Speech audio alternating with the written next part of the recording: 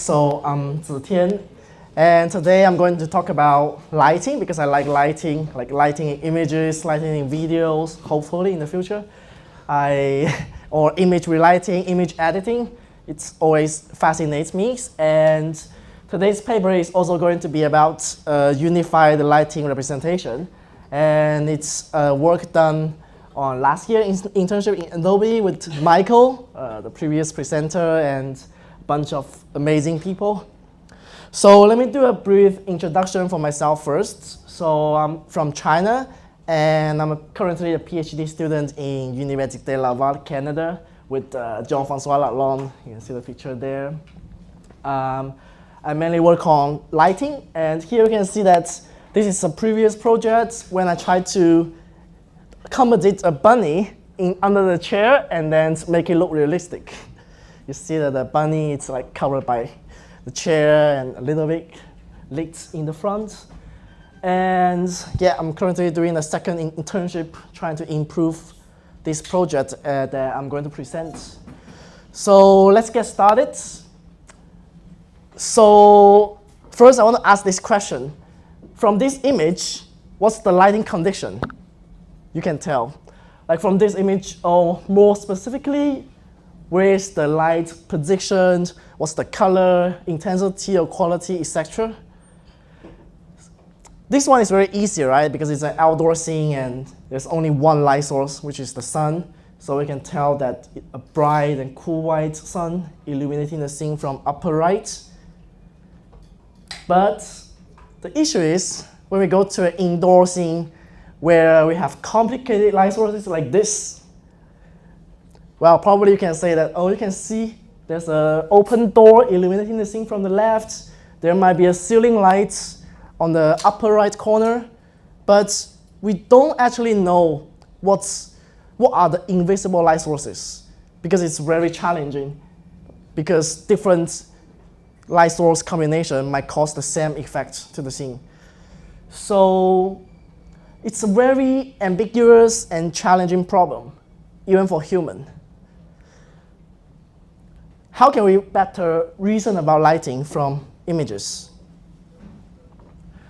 So the reason we have limited lighting information because the field of view is limited here. However, if we could have an HDR 360 environment map, now we have all this lighting information. Like you can see all the lightings coming from different directions in the scene. So it has full 360 lighting information, and we want to make use of that. So the idea is very clear. In this paper, we propose to project the environment map into latent space and the image crop into the latent space, and we want to push them together to make them as close as possible, such that the encoder, even for the image crop, can reason about invisible light source, even though only limited field of view is given. And similarly, we can do something similar for text. For example, we just described the lighting with the text paragraph, or an irradiance image, which shows the shading of the scene. So by doing that, we can train all these encoders to reason about both visible and invisible lightings. And another advantage of using such a unified latent space, it's very clear. It's because if we want to train a relighting model as like a downstream task, previously, people only support one modality as input, like LumiNet. They can only take another image as the target lighting, or RGBX, they take the text as inputs. But these controls are all often independent from each other, and every time you want to switch modalities, you need to retrain the model. While if you train it on our representation, it can adapt to all the different modalities that our representation supports. Yeah, so this is the core idea of our paper, a unified latent space for all these 4 different modalities. And here are the 3 applications of this unify the latent space. We can do cross-modality to retrieve lighting, like retrieve images with similar lighting with text or environment map or whatever. Or we can also train a model to do HDR environment generation, where we can later use this HDR environment map to plug into Blender or other rendering softwares to render objects and do objects insertion. Or we can train a relighting model that directly relights the image. And we will talk about these 3 applications later. So how can we train this model?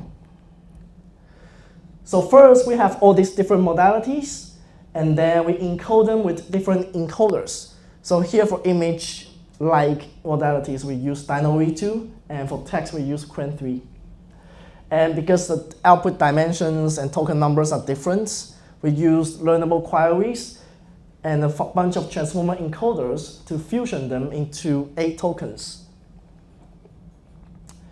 And similar to clip, we want to push these tokens as close as possible. So we apply a contrastive loss.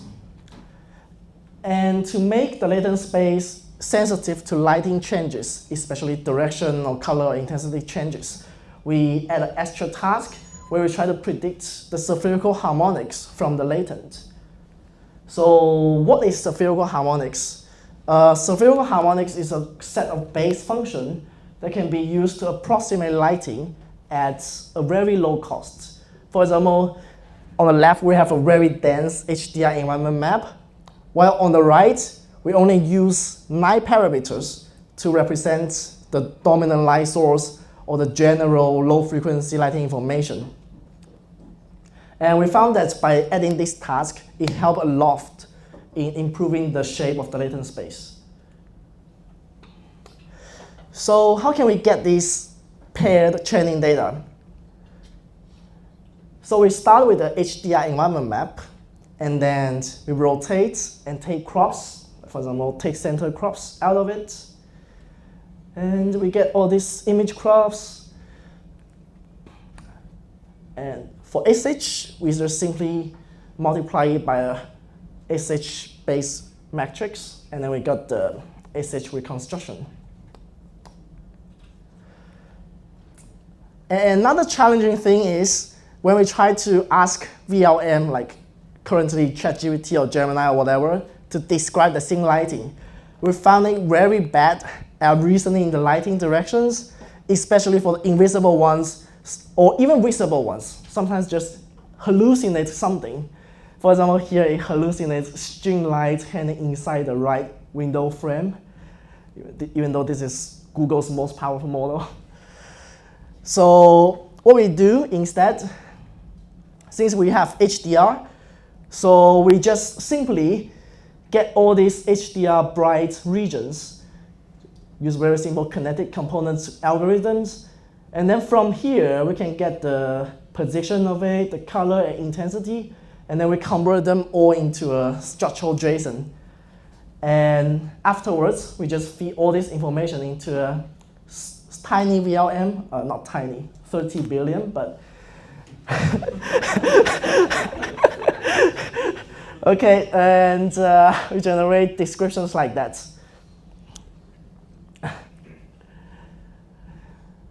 And to get the irradiance and all the intrinsic maps, we also use a pre-trained model to do that.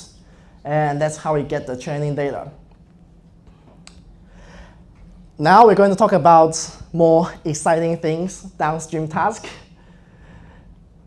For example, the first one is cross-modality retrieval.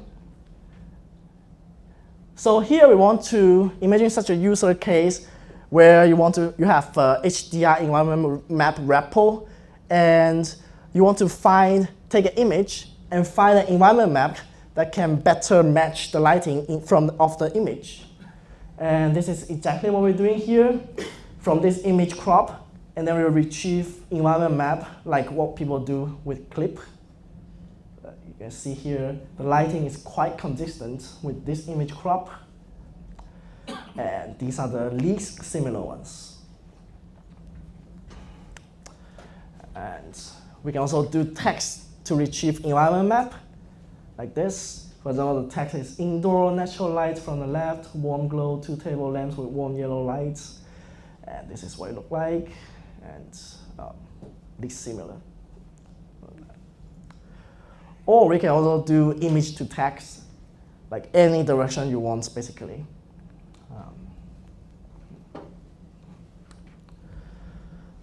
And yeah, and this is the second downstream task, where we want to train a diffusion model to generate environment map from our latent space.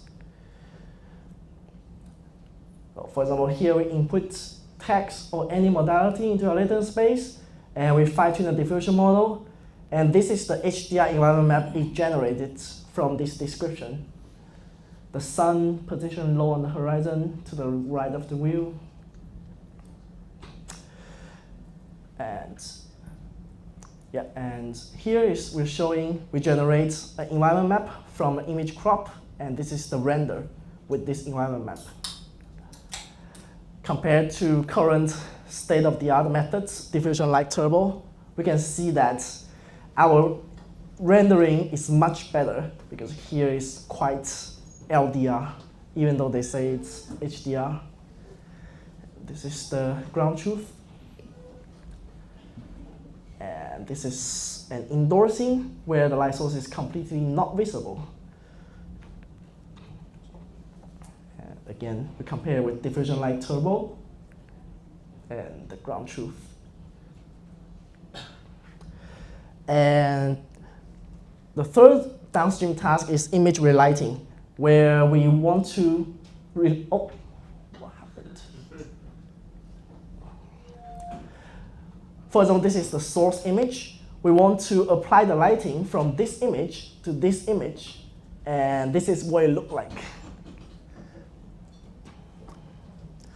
So here we just, again, a similar manner, we fine-tune a diffusion model that take this target lighting, our latent space as input, plus a source image or image intrinsics, and then relight the scene with this lighting.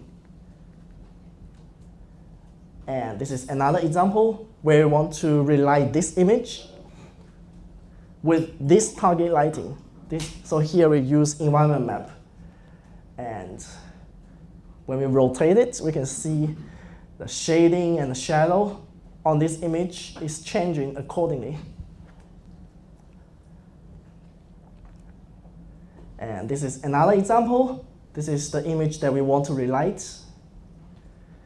This is the lighting we want on the left. And this is what it looks like. Oh wait, why it's not rotating?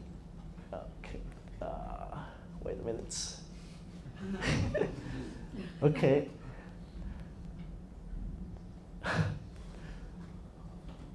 Oh, sorry, they are not willing to rotate together. So yeah, that's the relighting results. You can see shading, shadow changing accordingly. And yeah, this is our work, and the code and model are open source, are available.